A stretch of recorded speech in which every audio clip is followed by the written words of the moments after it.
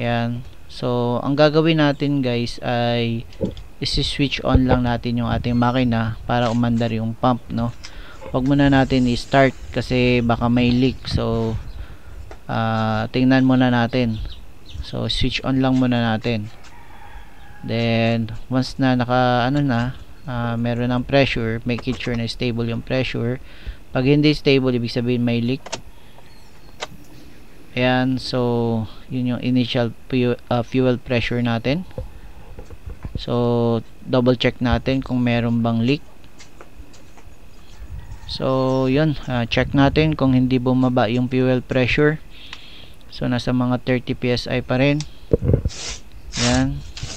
Then check nyo sa ilalim kung merong leak bago natin start yung ating makina. So stable siya sa 30 psi. Ngayon start natin. Ayan, so tingnan natin. Ayan, so nag-start siya. Umandar na yung ating makina, nasa mga 44 psi. Ayan, so i-rev lang natin.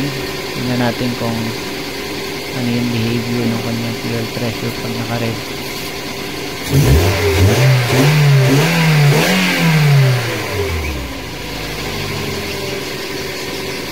So yun yung ating fuel pressure. So pinatay na natin yung ating makina.